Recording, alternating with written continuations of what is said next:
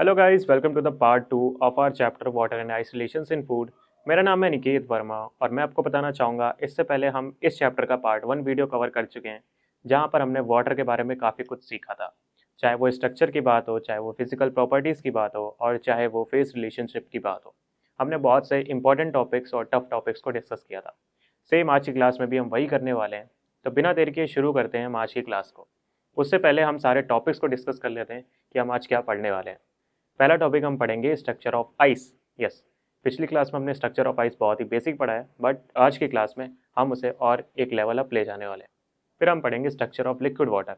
पिछली क्लास में हमने वाटर के मॉलिक्यूल के बारे में पढ़ा था, बट हम आज बल्क वाटर के बारे में भी पढ़ेंगे। फिर हम पढ़ेंगे वाटर के इंटरेक्शंस। जैसे आपने देखा होगा, कुछ चीज़ें बहुत ही आसानी से घुल जाती हैं पानी में और कुछ चीज़ें कभी नहीं घुलती। उसका रीज़न क्या है, उसके पीछे की केमिस्ट्री क्या है, ये सब कुछ हम आज की क्लास में समझने वाले हैं। तो बिना देर के शुरू करते हैं और अपनी पहली हेडिंग की तरफ चलते हैं, which is structure of ice. चलो हेडिंग लिख लेते हैं।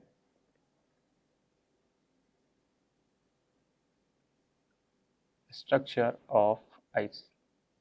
सो आइस के बारे में आप सब जानते होंगे। पिछली क्लास में हमने समझा था कि आइस पहली बात तो वाटर से मिलकर बनी होती है, ये तो हमें पता है। आइस एग्जिस्ट करती है एट लीस्ट 13 डिफरेंट स्ट्रक्चर्स, ठीक है, या फिर फेजेस, जिसमें कि आपने हेक्सागोनल स्ट्रक्चर सुना होगा आइस का। हेक्सागोनल स्ट्रक्चर जिसको हम IH से डिनोट करते हैं, ठीक है। Hexagonal structure in ice is common क्योंकि ये टिपिकल टेम्परेचर और प्रेशर कंडीशन में मिलता है हमेशा। तो 13 डिफरेंट स्ट्रक्चर होते हैं, जो कि आपने अभी तक अगर नहीं देखे तो आप गूगल कर सकते हो, नहीं आपको एक स्क्रीनशॉट दिख रहा होगा, आप वहाँ पर पढ़ सकते हैं इस वीडियो को पॉज करके, ठीक है। मैं उनके बारे में डिस्कस नहीं कर रहा हूँ। हेक्सागोनल मैंने बता दिया, ठीक है। ऑर्थोरोम्बिक, ट्रायगोनल, बहुत सारे स्ट्रक्चर हो सकते हैं, ठीक है। उनके ऊपर हम डिस्कशन करेंगे किसी और दिन। बट एक बात आपको पता होना चाहिए कि 13 डिफरेंट स्ट्रक्चर होते हैं, वो भी एटलीस्ट इससे ज़्यादा ही होते हैं। ये तो अभी हमने जो बोलते हैं ना, इतने हमने वो किए हैं, डिटरमाइन किए। ओके, सो हेक्सागोनल स्ट्रक्चर अगर मैं बताऊँ कैसे हमने डिटरमाइन किया, थोड़ा समझ लो। तो एक होती है एक्सरे डिफ्रैक्शन, क्योंकि हम आगे इस टॉपिक को थोड़ा और भी पढ़ने वाले हैं ना एक दो जगह। जब हम बल्क वाटर की बात करेंगे तब हमें इसके बारे में भी डिस्कशन करना पड़ेगा, तो अभी कर लेते हैं। एक्सरे डिफ्रैक्शन हमारा यूज होता है टू आइडेंटिफाई, आई होप आज राइटिंग ज़्यादा सही होगी, ऑक्सीजन मॉलिक्यूल, ठीक है। ऑक्सीजन मॉलिक्यूल को आइडेंटिफाई करने के लिए हम एक्सरे डिफ्रैक्शन का यूज़ कर दें, ठीक है। फिनोमेना है कि इसके बारे में आप और डीप में पढ़ सकते हो, मैं बस एक बेसिक बता रहा हूँ कि हमने कैसे हेक्सागोनल स्ट्रक्चर डिटरमाइन किया। फिर हम न्यूट्रॉन डिफ्रैक्शन पढ़ते हैं, क्योंकि ऑब्वियस है आइस के मॉलिक्यूल में वाटर मॉलिक्यूल है ना। वाटर मॉलिक्यूल में और सिर्फ ऑक्सीजन नहीं है, हाइड्रोजन भी है। तो हाइड्रोजन को आइडेंटिफाई करने के लिए न्यूट्रॉन डिफ्रैक्शन आया, ठीक है, हाइड्रोजन आइडेंटिफाई करने के लिए। ओके, एक्सरे डिफ्रैक्शन और न्यूट्रॉन डिफ्रैक्शन के बाद आपने हेक्सागोनल स्ट्रक्चर ये समझ लिया कैसे आया। अब अगर कुछ बात करें और, जैसे कि आइस का स्ट्रक्चर क्या होता है, तो आइस में पहली बात तो एक वाटर मॉलिक्यूल यानी कि 1H2O molecule makes 4 hydrogen bonds, ठीक है। एक वाटर मॉलिक्यूल 4 हाइड्रोजन बॉन्ड्स बनाता है। किस अरेंजमेंट में बनाता है, तो वो होता है टेट्राहेड्रल, टेट्राहेड्रल अरेंजमेंट। चलो ये बात भी समझ आई। अब ये टेट्राहेड्रल अरेंजमेंट आपस में जुड़ते जुड़ते जुड़ते जुड़ते एक 3D आइस क्यूब बना देता है, ठीक है। अब वो 3D आइस क्यूब कैसा दिखता है, उसके बारे में हम थोड़ा सा डिस्कशन कर लेते हैं एक इमेज के थ्रू। तो आई होप अब आपके सामने एक इमेज विजिबल हो रही होगी, ठीक है, जहां पर अभी मैंने आपको बताया कि टेट्राहेड्रल अरेंजमेंट में हमारे वाटर मॉलिक्यूल आपस में हाइड्रोजन बॉन्डिंग करते हैं, ठीक है। सो देखो, ये रहा एक वाटर मॉलिक्यूल, ये रहा बीच वाला वाटर मॉलिक्यूल, ये तीसरा, ये चौथा और ये पांचवा। ये पांचों आपस में हाइड्रोजन बॉन्डिंग के थ्रू जुड़े हुए हैं। ठीक है, आई होप आपको पहला स्ट्रक्चर समझ आया होगा। ठीक है, फिगर में भी ये लिखा है, hydrogen bonding of water molecule in a tetrahedral configuration. Next इस स्ट्रक्चर पर आइए। इसमें क्या बोला, the structure of ice in hexagonal form. ये है हमारा हेक्सागोनल फॉर्म ऑफ आइस। ठीक है, देखो अगर इसी टेट्राहेड्रल अरेंजमेंट को आप, मैंने बोला ना, ऐड ऑन करते जाएंगे तो आपको कुछ ऐसा स्ट्रक्चर मिलने वाला है। अच्छा, आप सबने चेयर फॉर्म के बारे में सुना होगा। अगर यहाँ पर किसी को चेयर फॉर्म दिख रही है तो इस वीडियो को पॉज करके पहले ही कमेंट कर सकता है, नहीं तो मैं अब आपको दिखाता हूँ चेयर फॉर्म कहाँ पर दिख रही है। हाईलाइटर का यूज़ करें? नहीं, हाईलाइटर सही नहीं चलेगा। ठीक है, पेंसिल का यूज़ करते हैं।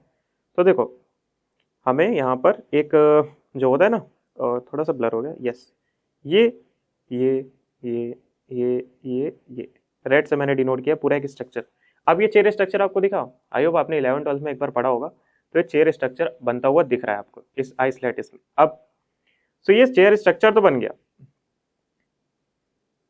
अब अगर देखा जाए इस चेयर स्ट्रक्चर में,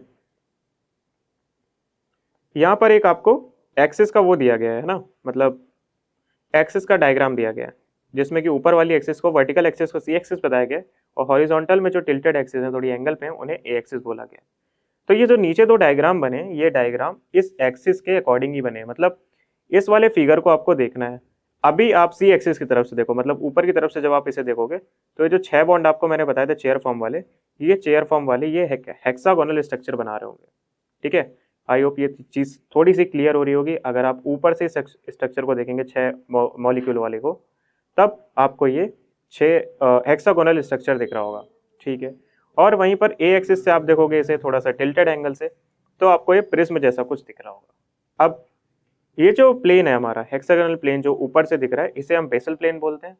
और वहीं पर ये जो टिल्टेड एंगल से हम देख रहे हैं ए एक्सिस से, वो होता है प्रिज्म प्लेन।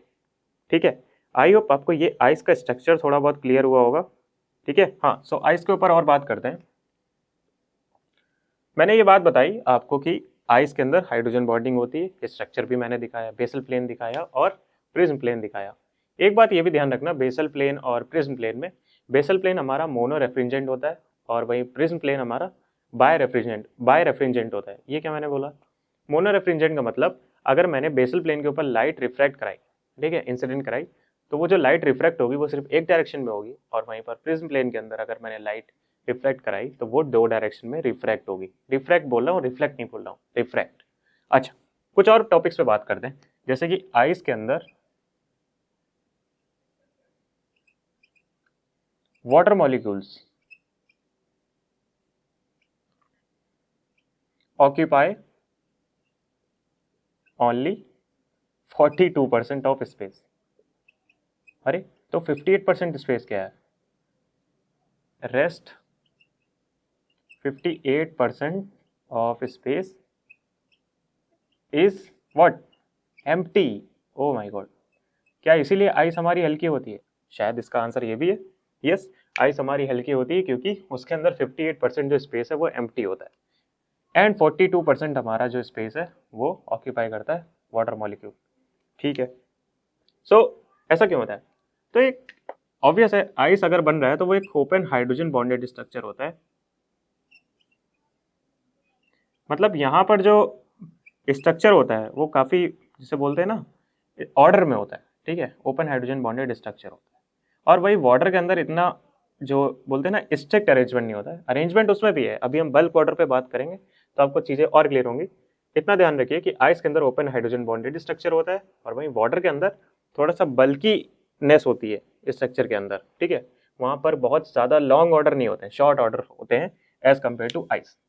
ठीक है, तो अब जैसे कि 58% हमारा स्पेस एम्प्टी है, 42% वाटर मॉलिक्यूल है, तो इसकी जो, मतलब ऑब्वियस सी बात है, 58% एम्प्टी स्पेस है। तो मैं कहूँगा कि अगर, क्या सर इसमें दूसरा सॉल्यूट भी जा सकता है अंदर? तो मैं बोलूँगा नहीं, इसका जवाब है नहीं। अदर सॉल्यूट, पार्टिकल, ठीक है, या molecule can not go inside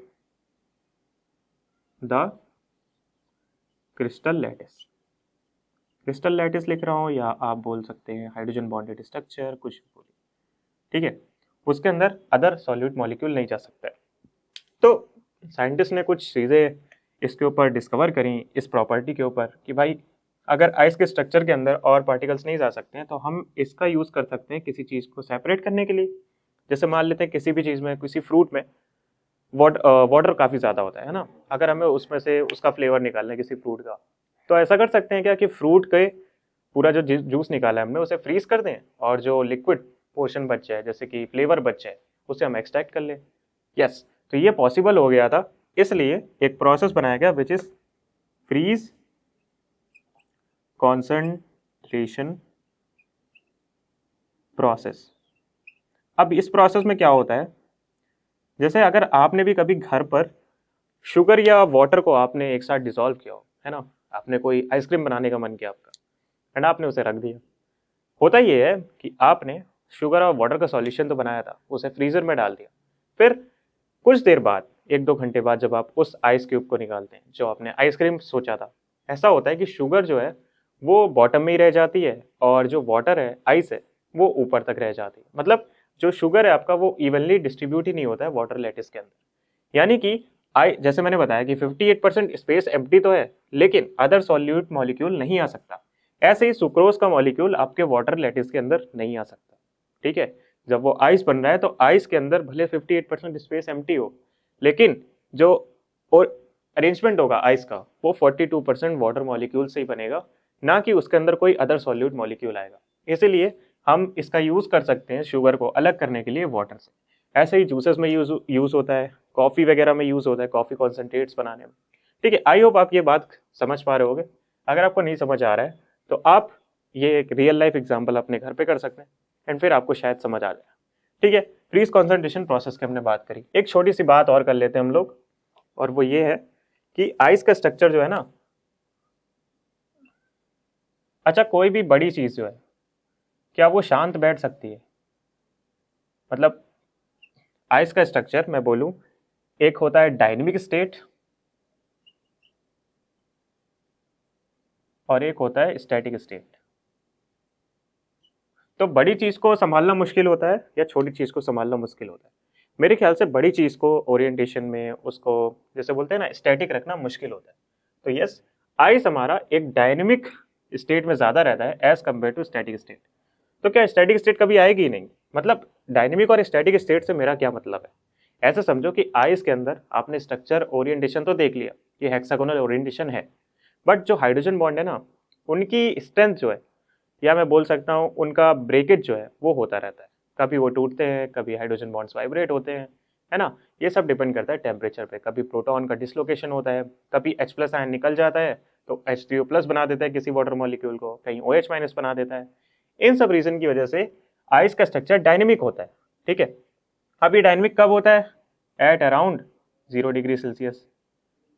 जरूरी नहीं 0 डिग्री सेल्सियस पे हो, -1 -2 पर भी हो सकता है, आई एम नॉट श्योर। क्योंकि अगर आप स्टैटिक का देखोगे, मतलब जो मैंने अभी प्रॉपर्टीज बताई, वाइब्रेशन, ब्रेकेज, H+ का फॉर्मेशन, प्रोटॉन डिसलोकेशन, ये सब हमारा स्टैटिक जो स्टेट है उस पर नहीं होगा। तो स्टैटिक स्टेट आती कब है आइस की? वो आती है -180 डिग्री सेल्सियस। यहाँ पर बताते हैं कि स्टैटिक स्टेट आ जाती है मतलब किसी भी टाइप का ब्रेकेज, वाइब्रेशंस नहीं होते हैं मॉलिक्यूल्स के अंदर, वाटर आइस के अरेंजमेंट के अंदर। तो आई होप स्टैटिक और डायनेमिक में आपको अंतर समझ आया होगा जो मैंने बताने की कोशिश करी।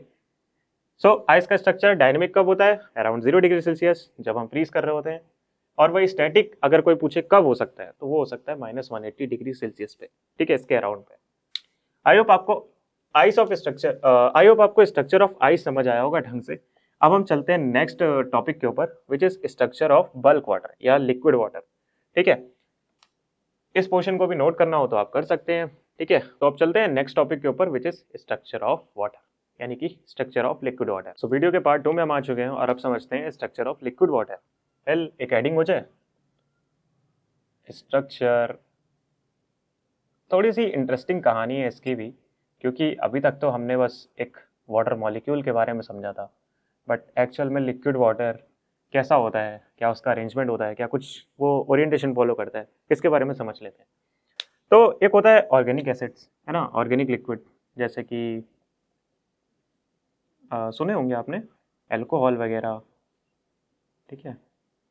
ऑर्गेनिक लिक्विड में होता क्या है, इसमें जो ओरिएंटेशन होता है वो रैंडमली ऑर्डर होता है, मतलब एक रैंडम अरेंजमेंट होता है इनके बीच में। क्यों?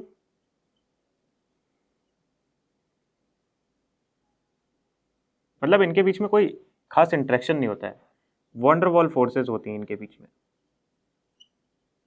वॉन्डरवॉल्स फोर्सेस एक्ट बिटवीन देम।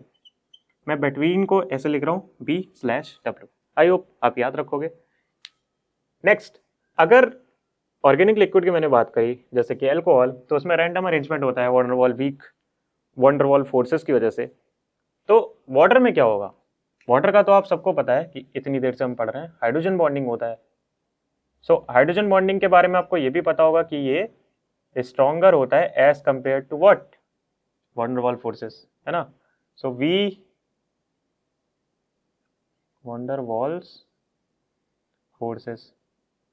तो क्या आपको नहीं लगता इसके बीच में कोई अरेंजमेंट होना चाहिए? मेरे ख्याल से होना चाहिए। हाइड्रोजन बॉन्ड जो कि स्ट्रांग होते हैं वाटर वॉन्डरवॉल फोर्सेस से, तो वाटर का कुछ ना कुछ लिक्विड स्ट्रक्चर तो होगा। अच्छा, ठीक है। सो इसी प्रॉपर्टी की वजह से लाइक हाइड्रोजन बॉन्डिंग होती है। तो ऐसा समझ लो कि वाटर एक आइस के जैसा तो स्ट्रक्चर नहीं बनाता है, बट ये बनाता है हाइड्रोजन बॉन्ड क्लस्टर्स, ठीक है। अब ये क्या होते हैं, इसके बारे में भी थोड़ा समझ लेते हैं। आपको याद होगा अभी थोड़ी देर पहले मैंने बताया था क्या, एक्सरे डिफ्रैक्शन, याद आ रहा है? उसमें बताया था कि ऑक्सीजन को हम डिटरमाइन करते हैं, आइडेंटिफाई करते हैं, है ना। सो एक्सरे डिफ्रैक्शन प्रोसेस में सबसे पहले क्या होता है, जैसे अभी हम एक वाटर का जो स्ट्रक्चर है वो निकालने जा रहे हैं, है ना। तो हमने इसे आइस से कंपेयर किया, ठीक है, आइस की बात करते हैं और इधर पर वाटर की बात करते हैं, अच्छे से समझ आएगा। तो आइस के अंदर जो पहला, जिसे बोलते हैं नियरेस्ट नेबर, इससे हम नियरेस्ट नेबर भी निकालते हैं, मतलब एक ऑक्सीजन एटम के बगल में, एटम के जस्ट बगल में, है ना, जस्ट बगल में दूसरा ऑक्सीजन एटम। आई होप आपको इंग्लिश थोड़ी सी समझ आ रही होगी मेरी, खैर कोई बात नहीं। आइस और वाटर के स्ट्रक्चर को हम कंपेयर कर रहे हैं एक्सरे डिफ्रैक्शन की मदद से, और उससे हम क्या पता लगा रहे हैं, एक ऑक्सीजन एटम लेट से हमने डिफाइन कर लिया, ठीक है। अब इसके जस्ट बगल में दूसरा ऑक्सीजन एटम कौन सा है, तीसरा ऑक्सीजन एटम कौन सा है, चौथा ऑक्सीजन एटम कौन सा है, उसकी दूरी हम देखने वाले हैं, ठीक है। सो जैसे कि इससे दूरी पे ये तीसरा ऑक्सीजन एटम आ गया, है ना।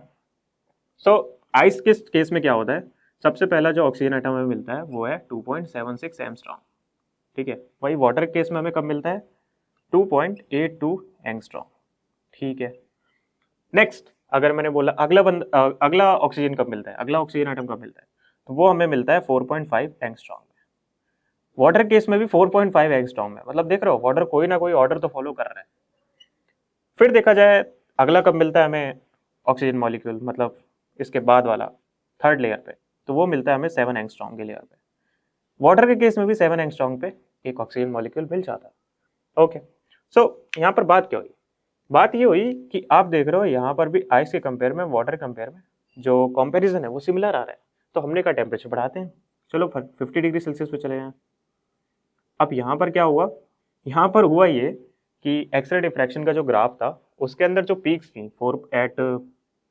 4.5 एंड 7 एंगस्ट्रॉम, ये दोनों गायब हो गई। हाँ, मतलब यहाँ पर हमें वो देखने को ही नहीं मिली, क्या, पीक्स।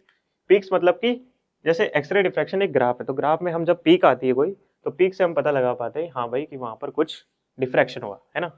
सो 4.5 एंगस्ट्रॉम और 7 एंगस्ट्रॉम पे जो हमें वाटर ऑक्सीजन मॉलिक्यूल मिल रहा था, अब वो ऑक्सीजन मॉलिक्यूल हमें 50 डिग्री सेल्सियस पर नहीं मिल रहा है, यानी कि अब वाटर का मॉलिक्यूल क्या हो गया है, ऑब्वियस है, छोटा हो गया है। तो एक्चुअल में अब जो पहली लेयर में हमें मिल रही थी, मतलब 50 डिग्री सेल्सियस पर जो हमें पहला ऑक्सीजन मिल रहा था जो नियरेस्ट है, वो अब हमें मिलने लगा 2.9 एंगस्ट्रॉम पे, ठीक है। और नियरेस्ट नेबर की जो वो है counting, nearest neighbours counting increases by 5। अरे ये क्या बात मैंने लिख दी, मतलब मैं ये कहना चाहता हूँ जैसे आइस के पास क्या होते हैं, आइस में एक ऑक्सीजन एटम पे 4 ऑक्सीजन एटम मान लो, तो है ना, मतलब 4 ऑक्सीजन एटम उससे डायरेक्टली लिंक है नियरेस्ट नेबर पे, ठीक है, आइस के केस में। वही वाटर में क्या होता है, वाटर में भी नियरेस्ट नेबर होते हैं, बट जो एक ऑक्सीजन है उसके अगल बगल में 4.4 जो है वो आता है, मतलब नंबर आता है।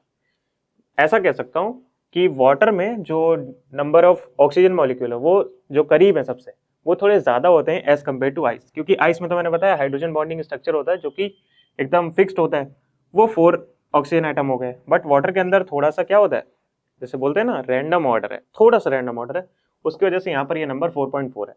लेकिन वही 50 डिग्री सेल्सियस पर क्या देखा गया, पहला जो नियरेस्ट नेबर मिल रहा है वो हमें 2.9 एंगस्ट्रॉम पे मिल रहा है, और वहीं पर जो नियरेस्ट नेबर्स मिल रहे हैं उनकी काउंटिंग भी बढ़ गई, मतलब 5 ऑक्सीजन आइटम वाटर में मिल रहे हैं 50 डिग्री सेल्सियस पे एट 2.9 एंगस्ट्रॉम, और वहीं पर 4.5 और 7 एंगस्ट्रॉम के जो नियरेस्ट नेबर थे वो गायब हो गए। इस पूरे से एक बात क्या पता चली, इस पूरे से एक बात ये पता चली, ये जो हाइड्रोजन बॉन्डिंग क्लस्टर की बात थी, ठीक है, इसके बारे में बात करनी थी मुझे। अब 4.5 गायब, 7 एंगस्ट्रॉम गायब, 2.9 बचा है केवल, जो कि 50 डिग्री सेल्सियस पर। तो देखा जाए तो मान लो 0 डिग्री सेल्सियस पर क्या हो रहा था जब वाटर था हमारा, उसकी ये इतनी लंबी रेंज थी, है ना, और वहीं पर 50 डिग्री सेल्सियस पर क्या हो गया, अब ये बची 2.9 एंगस्ट्रॉम, ये क्या थी 7 एंगस्ट्रॉम तक थी, मतलब जो ऑर्डर जा रहा था लॉन्ग रेंज ऑर्डर उसका 7 एंगस्ट्रॉम था, और वहीं पर जब 50 डिग्री सेल्सियस हो गया तो 2.9 एंगस्ट्रॉम तक उसे जो ऑक्सीजन के मॉलिक्यूल्स थे वो मिल रहे थे। कुछ बात आई होप समझ आ रही होगी, अगर नहीं आ रही है तो मुझे बताइएगा, मैं फिर समझाऊंगा। 7 एंगस्ट्रॉम तक हमारी 0 डिग्री सेल्सियस पर मान लेते हैं लॉन्ग रेंज ऑर्डर आ रहा था, वही 50 डिग्री सेल्सियस पर क्या हुआ, 2.9 एंगस्ट्रॉम पे हमारा ऑक्सीजन एटम मिल रहा था नियरेस्ट नेबर, यानी कि यहाँ पर ऑर्डर में चेंज आया है। आइस के अंदर होता है लॉन्ग रेंज ऑर्डर, वाटर के अंदर होता है शॉर्ट रेंज ऑर्डर, और वाटर के अंदर ही 0 डिग्री सेल्सियस पर बोल सकता हूँ लॉन्ग रेंज ऑर्डर होता है, क्योंकि वहां पर 2.8 टू 4.5 और 7 एंगस्ट्रॉम पे ऑक्सीजन मॉलिक्यूल्स मिल रहे थे। लेकिन 50 डिग्री सेल्सियस पर क्या होता है, 4.5 और 7 एंगस्ट्रॉम गायब हो जाता है, बचता है 2.9 एंगस्ट्रॉम, यानी कि यहाँ पर जो रेंज है एंगस्ट्रॉम की वो कम हो गई। इसका मतलब वाटर 50 डिग्री सेल्सियस पर क्या शो करता है, शॉर्ट रेंज ऑर्डर। आपको कुछ नहीं समझ आया तो आप ये याद रखो कि वाटर में 50 डिग्री सेल्सियस पर क्या होता है, नेबर्स दूर दूर भाग जाएंगे, तो अब ऑर्डर जो होगा उसका शॉर्ट हो जाएगा, और वहीं पर 0 डिग्री सेल्सियस पर ये रहेगा लॉन्ग रेंज ऑर्डर, मतलब ज़्यादा मॉलिक्यूल इसके आसपास होंगे। अगर आपको कुछ कहानी नहीं समझ आई होप आपको समझ आई होगी। तो ये हाइड्रोजन बॉन्डिंग क्लस्टर क्या है, मैंने आपको बोला ना नियरेस्ट नेबर 5 काउंटिंग में आते हैं, तो ये नियरेस्ट नेबर जैसे कि अभी 50 डिग्री सेल्सियस की बात हो रही है, यहाँ पर मैं लिखता हूँ, तो hydrogen bonding cluster, hydrogen bonded clusters आपके एग्जिस्ट करते हैं इन फॉर्म ऑफ, देखो इन फॉर्म ऑफ हेक्सामर्स, मतलब 6 ऑक्सीजन मॉलिक्यूल एक साथ, ठीक है, 6 वाटर मॉलिक्यूल एक साथ, जिसमें कि 6 मॉलिक्यूल्स हो गए, 6 ऑक्सीजन लिख दे रहा हूँ मैं, चाहे ऑक्सीजन लिखूँ चाहे वाटर लिखूँ, क्योंकि वाटर में भी ऑक्सीजन है और ऑक्सीजन तो है ही है, मतलब अगर हम स्पेशली ऑक्सीजन की बात करें हर वाटर में। पेंटामर्स, जिसमें कि 5 ऑक्सीजन हो गए, ठीक है, और टेट्रामर्स, टेट्रा का तो मतलब पता होगा आई होप, मतलब 4 ऑक्सीजन है। तो कुल मिला के यहाँ पर कहानी क्या बन रही है, कहानी यहाँ शुरुआत हुई थी एल्कोहल से। एल्कोहल में रैंडम अरेंजमेंट होता है क्योंकि वन वॉल फोर्सेस होती हैं, लेकिन वही लिक्विड वाटर की बात करें तो उसमें हाइड्रोजन बॉन्डिंग होती है। हाइड्रोजन बॉन्डिंग की वजह से मैंने एक्सरे डिफ्रैक्शन की बात करी, आइस से कंपेयर किया वाटर का नियरेस्ट नेबर का डिस्टेंस, जो कि काफी कंपेरेबल आ रहा था एट 0 डिग्री सेल्सियस, मान लेते हैं 0 डिग्री सेल्सियस पर ही बात हो रही है, लेकिन 50 डिग्री सेल्सियस पर हम गए तो क्या हुआ, 2.9 एंगस्ट्रॉम इसकी हाईएस्ट जो लेंथ है वो आई, यानी कि एक बात हमें पता चली कि वाटर 0 डिग्री सेल्सियस पर लॉन्ग रेंज ऑर्डर शो करता है और वहीं पर 50 डिग्री सेल्सियस पर शॉर्ट रेंज ऑर्डर शो करता है, ठीक है। तो ये हाइड्रोजन बॉन्ड क्लस्टर क्या थे, हाइड्रोजन बॉन्ड क्लस्टर कुछ नहीं, ये लॉन्ग रेंज ऑर्डर और शॉर्ट रेंज ऑर्डर। तो जब शॉर्ट रेंज ऑर्डर होता है मोस्टली हम तो टेम्परेचर वाटर का क्या रहता है 50 डिग्री सेल्सियस पर हम ज़्यादातर रखेंगे, बॉइलिंग करेंगे, ठीक है, ये सब चीज़ें रखेंगे। तो हाइड्रोजन बॉन्डेड क्लस्टर आपके एग्जिस्ट करते हैं in form of हेक्सामर, pentamer, tetramer. मतलब 4 ऑक्सीजन मॉलिक्यूल एक साथ होंगे, 5 ऑक्सीजन मॉलिक्यूल एक साथ होंगे, 6 वाटर मॉलिक्यूल एक साथ होंगे, ऐसे करके ये स्ट्रक्चर क्लस्टर के फॉर्म में होता है। ठीक है, जैसे कि अभी हमने आइस में टेट्राहेड्रल अरेंजमेंट देखा था, ऐसे ही समझ लो कि टेट्रामर तो हो गया, पेंटामर में एक और वाटर मॉलिक्यूल जुड़ गया, वही हेक्सामर में एक और वाटर मॉलिक्यूल जुड़ गया। ये सब ज्यादा टेम्परेचर की बात है। ठीक है, और वहीं पर वाटर के अंदर 0 डिग्री सेल्सियस पर देख ही रहे हो आप क्या सीक्वेंस फॉलो हो रहा है ना। 2.82, 4.5 और 7 एंगस्ट्रॉम पे भी हमें नियरेस्ट नेबर मिल रहे हैं एज कम्पेयर टू आइस। जैसा आइस में स्ट्रक्चर था वैसे ही वाटर में था। सो ये एम्बिएंट टेम्परेचर की भी बात हो सकती है और 50 डिग्री सेल्सियस पर भी बात हो सकती है। आई होप आपको हाइड्रोजन बॉन्ड क्लस्टर के बारे में समझ आया होगा। अगर कुछ नहीं समझ आया तो मैंने आपको बताया कि आपको लॉन्ग रेंज ऑर्डर और शॉर्ट रेंज ऑर्डर समझना है, बस। इसके अलावा और इसमें कुछ नहीं समझना था। खैर, इस टॉपिक को भी हमने समझ लिया है, स्ट्रक्चर ऑफ लिक्विड वाटर को भी। अब हम समझते हैं वाटर के इंटरेक्शंस। अभी वाटर जैसे होता है ना, बहुत टाइप के सॉल्यूट होते हैं, सॉल्यूट में भी नॉन पोलर, पोलर सॉल्यूट होते हैं, उनके बारे में भी समझेंगे एक एक करके। सो वाटर के इंटरेक्शन पे हम बात करने वाले थे, जिसमें कि पहला हम समझने वाले हैं वाटर का इंटरेक्शन विद आयंस। जैसे कि मैंने कोई भी आयनिक सॉल्यूट ऐड कर दिया वाटर के अंदर, तब उसका कैसा क्या रिएक्टिविटी रहेगी, क्या केमिस्ट्री रहेगी, उसके बारे में समझते हैं। So interaction of water with ions। so water क्या होता है? आई होप आपको पता होगा। वाटर होता है डाइपोल, है ना, बताया था मैंने, डाइपोल मोमेंट उसके अंदर होता है, तो एक डाइपोल होगा। आयंस के ऊपर क्या होता है? चार्जेस होते हैं। तो अच्छा, इतना तो आपको पता होगा कि चार्जेस का इंटरेक्शन जो होता है, डेट इज उनके बीच कौन सा इंटरेक्शन होता है? इलेक्ट्रोस्टैटिक इंटरेक्शन होता है। ठीक है, सो इलेक्ट्रॉनिक चार्जेस का जो अट्रैक्शन होता है वो बहुत ही ज्यादा होता है एज कम्पेयर टू बाकी अदर जो भी फोर्सेज होती हैं। अब वहीं पर आप ये बात समझ गए होंगे कि वाटर और आयन का स्ट्रक्चर जो इंटरेक्शन है वो बहुत ही ज्यादा हार्ड होने वाला है। मतलब interaction of water with ion बहुत ही ज्यादा स्ट्रॉन्ग होने वाला है एज कम्पेयर टू अदर जो भी इंटरेक्शन हम पढ़ने वाले हैं आगे। So dipole plus charges, it is the लिखना है मुझे, क्या लिख रहा हूं, स्ट्रॉन्गेस्ट अट्रैक्शन। ठीक है, ये बात हमें समझ आ गई। अब जो आयंस होते हैं, आयंस आपने पढ़े होंगे, बहुत सारे तरीके के होते हैं, Na plus, K plus, Rb plus, Cs plus. ठीक है, नेगेटिव में भी होते हैं I माइनस, Br माइनस। लेकिन आयंस के अंदर भी बहुत सारी कहानी है जिसके बारे में हम एक एक करके समझते हैं। तो ऐसा समझो कि आयन का स्ट्रॉन्ग बॉन्ड जो होता है वो काफी स्ट्रॉन्ग होता है। तो आयन बनाता है हाइड्रेशन शेल। अरे ये क्या चीज है? एक इमेज आपको दिखेगी अभी कुछ देर में, जो हाइड्रोजन शेल ही आपको डिनोट करके दिखा रही होगी। ऐसे समझो कि ये रहा आपका Na प्लस। ठीक है, तो इसको घेरने के लिए 4 वाटर मॉलिक्यूल आ गए। ठीक है, इट्स जस्ट एन एग्जाम्पल। अब ये जो 4 वाटर मॉलिक्यूल है ना, ये बहुत ही ज्यादा टाइटली बाउंड होंगे। ठीक है, अब इतना समझ लो कि ये एक आयन था, इस आयन के जो सराउंडिंग है उसको 4 वाटर मॉलिक्यूल ने घेर लिया। इसे ही हम बोलते हैं क्या? Hydration shell. ठीक है, इतना तो समझ आ गया। हाइड्रेशन सेल क्या है? जब किसी आयन को उसने घेर लिया है, ये हो गई हाइड्रेशन सेल। जरूरी नहीं है यहाँ पे आयन हो, यहाँ पर नॉन पोलर सॉल्यूट भी हो सकता है, पोलर सॉल्यूट भी हो सकता है। ठीक है, आयन के अलावा। अब हाइड्रेशन शेल के बाहर एक और मैंने लेयर बनाई है, जैसे ये लेयर आपको इनक्लोज हो गई, ये हाइड्रेशन शेल तो है। ठीक है, लेकिन बाहर भी कुछ ऑक्सीजन मॉलिक्यूल या वाटर मॉलिक्यूल होंगे, ऑब्वियस होने चाहिए, क्योंकि यहाँ पर Na प्लस है तो ये अपने आसपास तो बहुत ही स्ट्रॉन्ग बॉन्ड बनाएगा, लेकिन यहाँ पर थोड़ा सा रैंडम अरेंजमेंट होगा, जो कि मैं बनाने की कोशिश कर रहा हूँ। अगर आपको समझ आ पाए तो ठीक है, वैसे आएगा ही।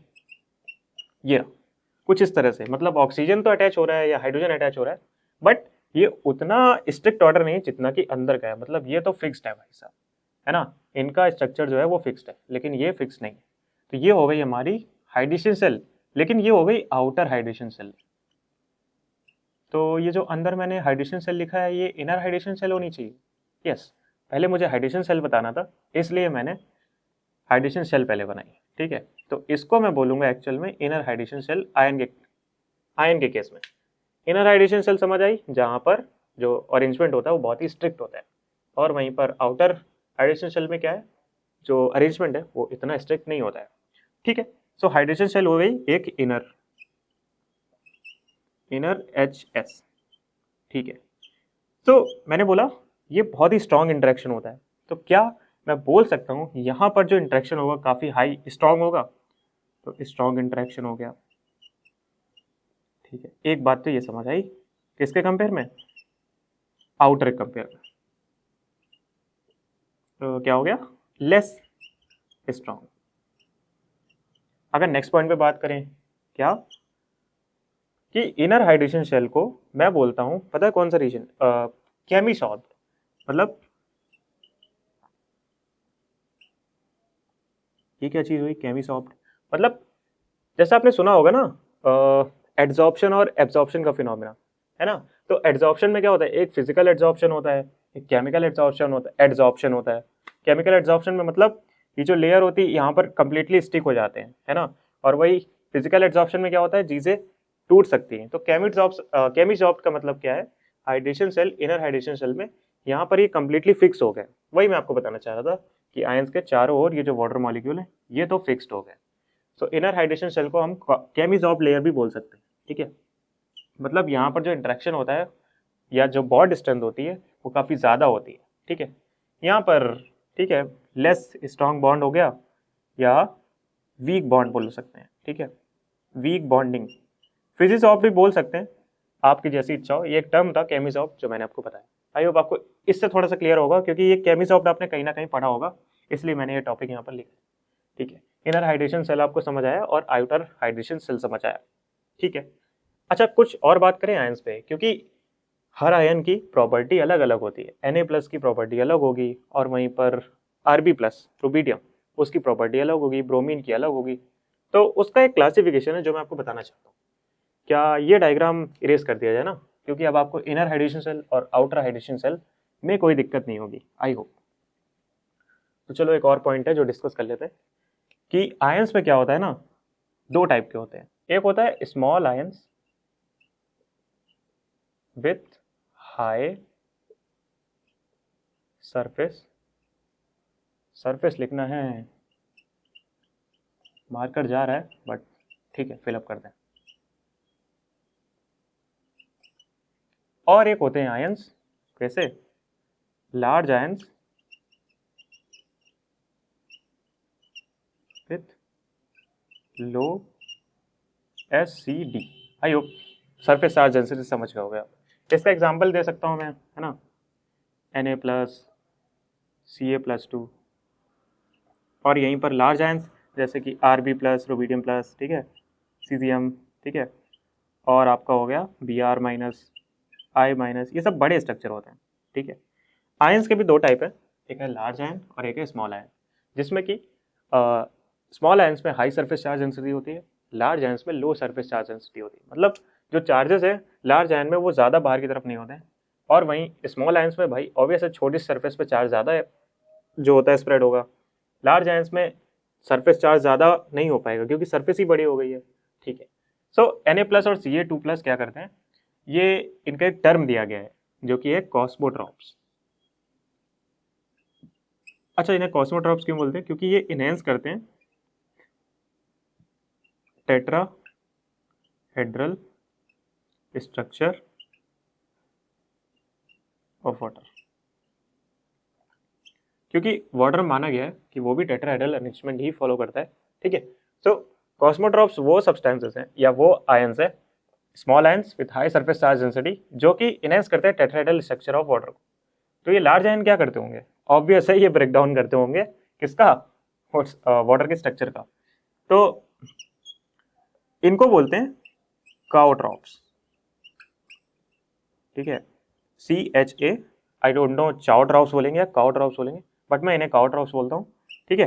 इनकी वजह से क्या होता है, ये डिस्टॉर्ट कर देते हैं स्ट्रक्चर ऑफ वाटर,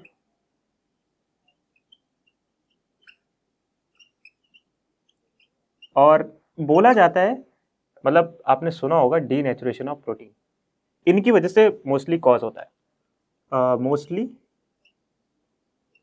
रिस्पॉन्सिबल। ये इतना एक्यूरेट पॉइंट नहीं है बट है, पॉइंट है तो बता दिया कि अगर कुछ नहीं समझ आ रहा है तो आपको एक ये पॉइंट तो इसके बारे में पता होना चाहिए, डीनेचुरेशन ऑफ प्रोटीन। क्योंकि प्रोटीन की स्टेबिलिटी जो डिपेंड करती है वो वाटर के स्ट्रक्चर पर ही डिपेंड करती है। अब जहाँ वाटर का स्ट्रक्चर ही डिस्टॉर्ट हो रहा है, किसकी वजह से? भाई लार्ज आयन आपने ऐड ऑन कर दिए वाटर के अंदर, तो ऑब्वियस स्ट्रक्चर डिस्टॉर्ट होगा। और ऐसे सब्सटेंसेस को हम बोलते हैं काओट्रॉप्स, ठीक है, जो कि मोस्टली रिस्पॉन्सिबल होते हैं for denaturation of protein. I hope आपको आयंस का जो इंटरेक्शन है वाटर के साथ वो समझ आया होगा। अब हम नेक्स्ट टॉपिक पे चलते हैं। सो अब अगर हम बात करें अपने नेक्स्ट इंटरेक्शन के ऊपर, विच इज वाटर का interaction with neutral polar solutes. चलो एक हेडिंग हो जाए, इंटरेक्शन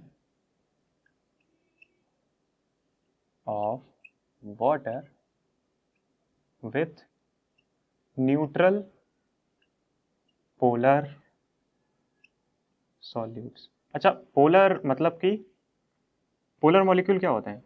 आई होप आपको पता होगा, जिनके ऊपर डाइपोल होता है, ठीक है, डाइपोल मोमेंट होता है उनका भी कुछ। तो ये एक डाइपोल, ठीक, वाटर एक डाइपोल, तो डाइपोल डाइपोल इंटरेक्शन हो गया इनके बीच। अब डाइपोल डाइपोल इंटरेक्शन भी देखा जाए तो स्ट्रॉन्ग होता है, ठीक है। अब यहाँ थोड़ी सी थ्योरी है कि वाटर और पोलर सॉल्यूट का जो इंटरेक्शन होता है वो देखा जाए तो हाइड्रोजन बॉन्ड के कंपेयर में जो वाटर अपने बॉन्ड्स बनाता है उनकी स्ट्रेंथ और पोलर सॉल्यूट की स्ट्रेंथ वाटर के साथ दोनों की कंपेरेबल होती है, मतलब इक्वल ही होती है। तो मैं लिख सकता हूँ same bonding attraction between them, between को मैं ऐसे लिख रहा हूँ एज हाइड्रोजन बॉन्डिंग,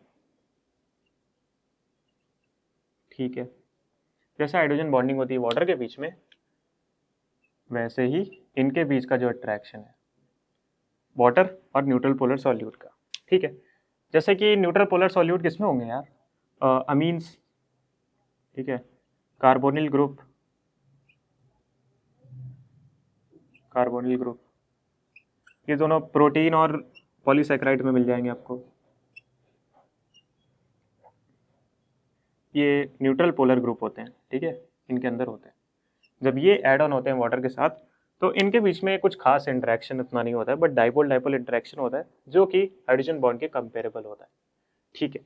लेकिन तो एक बात तो अभी हमें समझ आई है कि हाइड्रेशन शेल का कॉन्सेप्ट क्या था। इनर हाइड्रेशन सेल और आउटर हाइड्रेशन सेल किस में बनती है?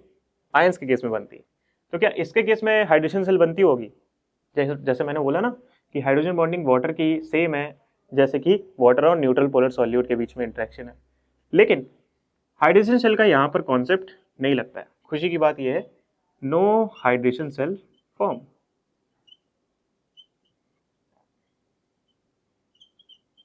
फॉर्म्स यूजुअली, मतलब हाइड्रेशन शेल का तो कॉन्सेप्ट नहीं, यूजुअली थोड़ा सा सही से नहीं लिखा बट समझ गए होंगे आप, ठीक है। हाइड्रेशन शेल भी नहीं बनती, तो एक्चुअल में यहाँ होता क्या? ऐसा होता है कि आपको ये तो पता है कि वाटर का स्ट्रक्चर डिस्टॉर्ट तो होता है, वाटर का स्ट्रक्चर चेंज होता है चाहे हम कुछ भी ऐड करें, है ना। मैं कुछ भी प्रिपेयर कर रहा हूँ, लेट से कोई भी डिश प्रिपेयर कर रहा हूँ, अगर मैंने उसमें सॉल्ट थोड़ा सा ऐड कर दिया तो सॉल्ट का टेस्ट आएगा, अगर मैंने उसमें शुगर ऐड कर दिया तो शुगर का टेस्ट आएगा। वैसे ही वाटर का स्ट्रक्चर चेंज हो जाता है जब उसमें कोई भी सॉल्यूट हम ऐड करते हैं, चाहे वो कुछ भी, ठीक है। सो वाटर का स्ट्रक्चर चेंज क्यों होता है? जैसे कि प्रोटीन और पॉलीसैकेराइड की polysaccharide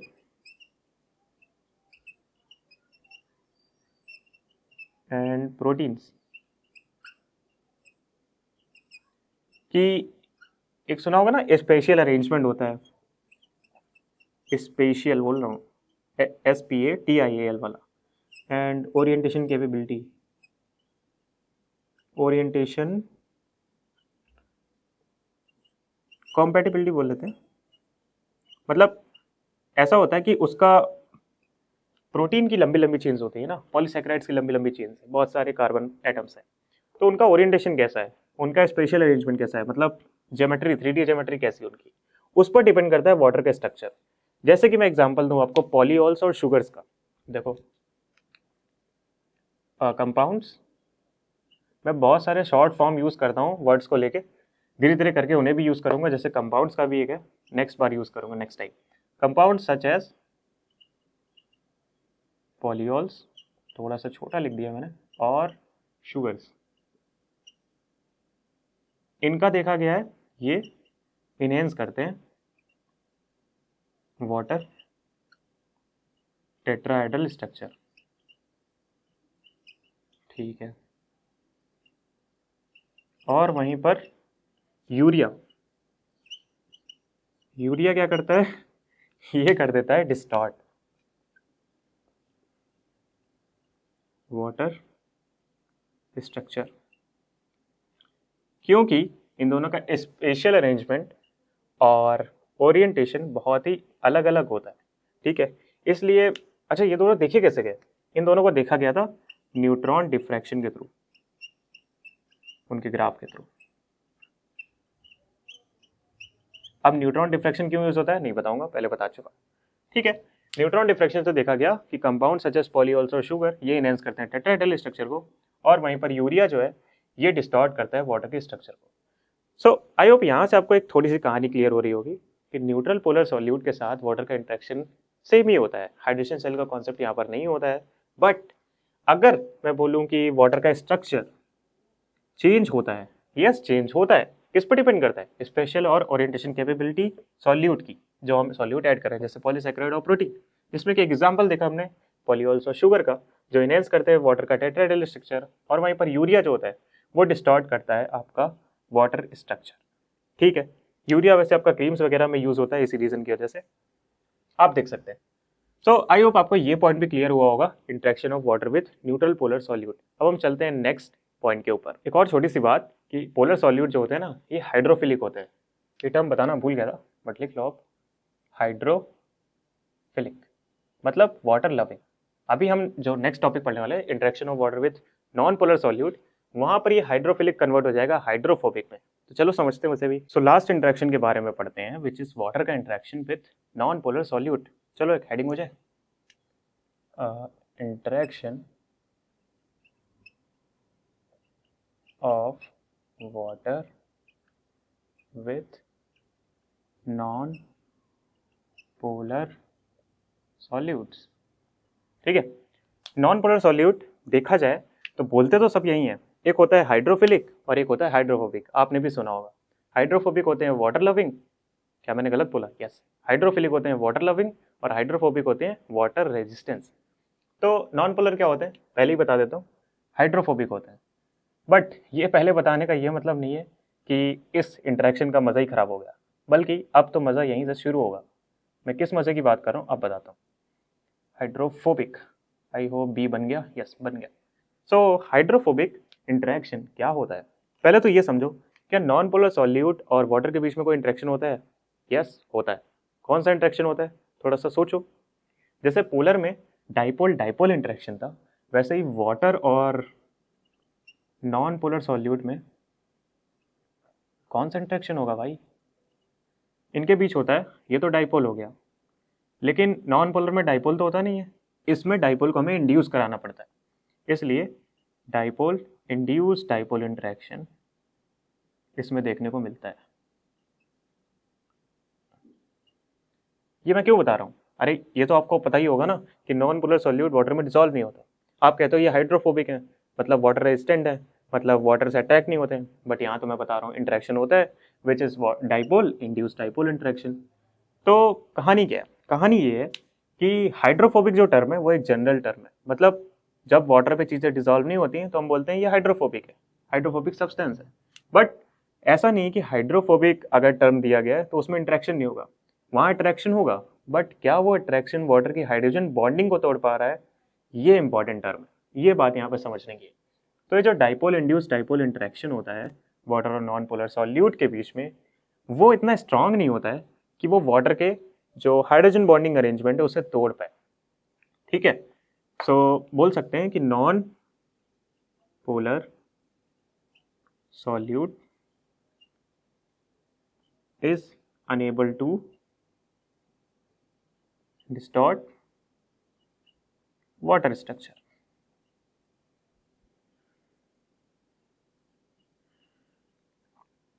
due to less interaction power. ठीक है, पावर बोलो या पावर बोलो, बात एक ही। ठीक है, non polar solute is unable to distort water structure due to less interaction power. But हम ज़बरदस्ती ऐड करते हैं नॉन पोलर सॉल्यूट को। तो लेट्स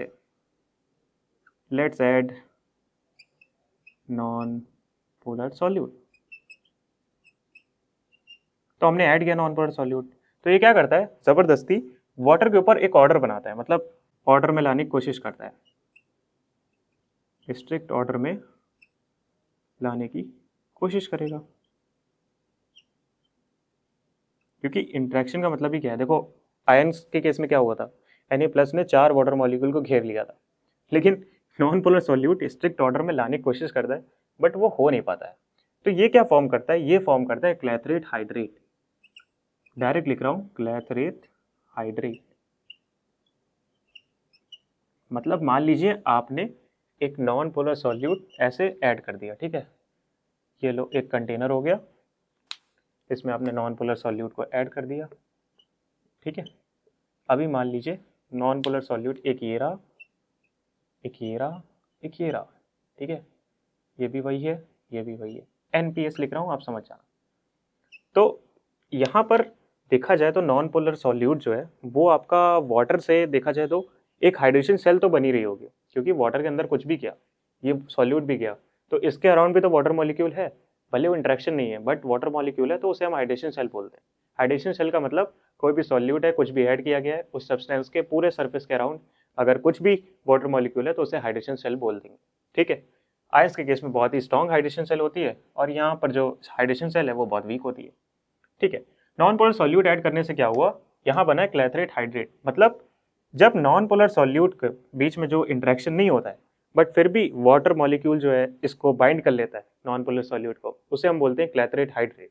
ठीक है, अब ये क्लैथरेट हाइड्रेट जो टेंडेंसी है, जैसे हम बोल सकते हैं कि ये क्लैथरेट हाइड्रेट जो बना है ये स्टेबल नहीं होता है। कैसे स्टेबल नहीं होता है, एक बात और समझ लो आप। तो यहाँ पर क्या होता है, ये जितने भी नॉन पोलर सॉल्यूट आपको दिख रहे हैं ये सब आपस में एक साथ आ जाते हैं।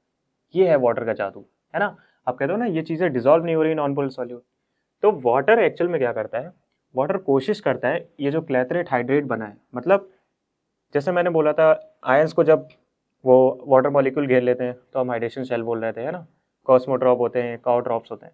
वैसे ही जब नॉन पोलर सॉल्यूट को घेर लेते हैं तो उन्हें हम क्लैथरेट हाइड्रेट बोलते हैं। ठीक है, अब ये जो नॉन पोलर सॉल्यूट है, इतने सारे नॉन पोलर सॉल्यूट आपस में आ गए, ये क्यों आते हैं, ये आते हैं वाटर के हाइड्रोफोबिक इंटरेक्शन की वजह से। जो बोलते हैं ना, ये क्या हुआ है अभी, ये तो सेपरेशन था, ये हो गया deposition.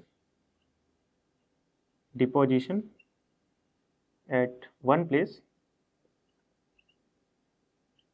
Due to water's internal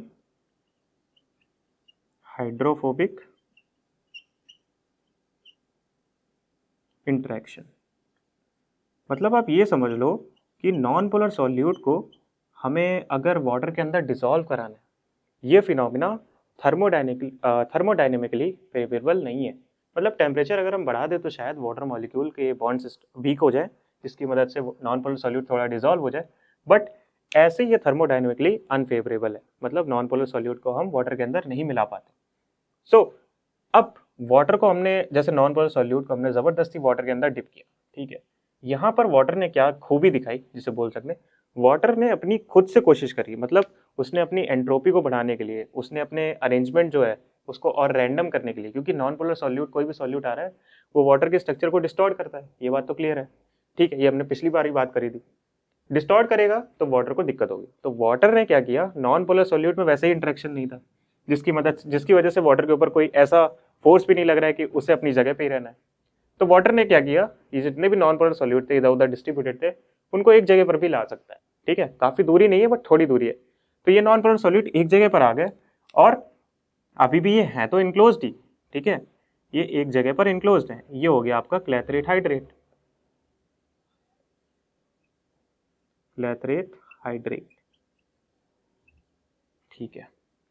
clathrate hydrate यही है जो नॉन पोलर सॉल्यूट को वाटर की लेयर ने सराउंड करके रखा है, ठीक है। सो डिपोजिशन हो गया at one place due to water internal hydrophobic interaction. ये क्या है? जैसे नॉन पोलर का इंटरेक्शन जो है, मतलब हम बोलते हैं ये हाइड्रोफोबिक है। सो हाइड्रोफोबिक होने की वजह से ही वाटर जो है नॉन पोलर सॉल्यूट को नहीं आने दे रहा था, ठीक है। लेकिन अब ये हाइड्रोफोबिक इंटरेक्शन की वजह से वाटर क्या कर रहा है, नॉन पोलर सॉल्यूट को एक साथ आपस में ला रहा है, ठीक है।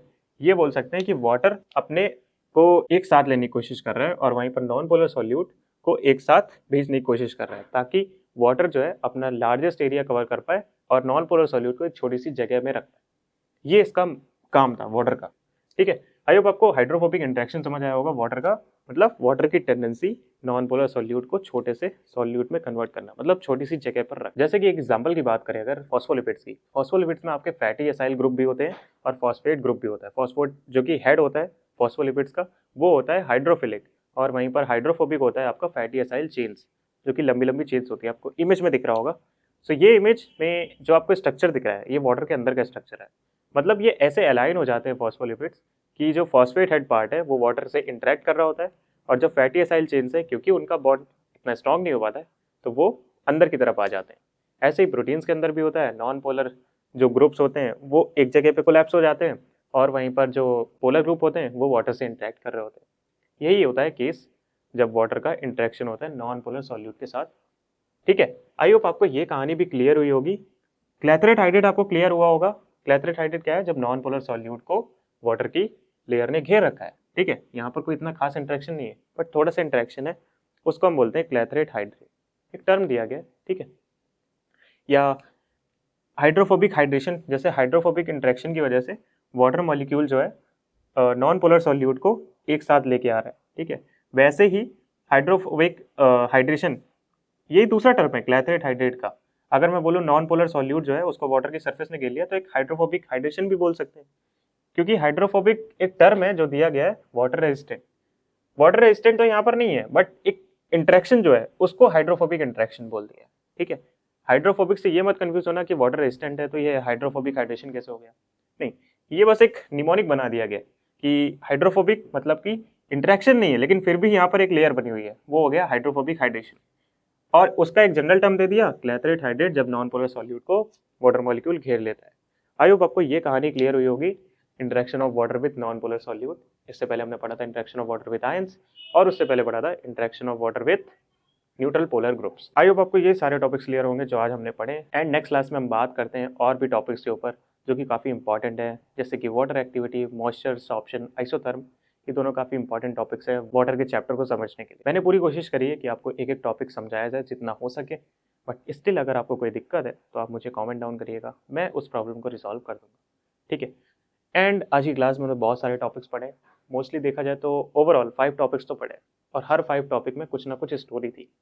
अब इन टॉपिक्स को आप रिवाइज करिएगा, एंड हम मिलते हैं आपसे नेक्स्ट क्लास में, जो कि काफ़ी इंपॉर्टेंट क्लास है। सच बताऊं तो वो सबसे ज़्यादा इंपॉर्टेंट है। इन दोनों क्लासेस को स्किप भी कर सकते हो, बट उस क्लास को तो कभी स्किप मत करना। मैं मिलता हूँ आपसे नेक्स्ट वीडियो में बहुत जल्द। Without any further delay, let's end this class.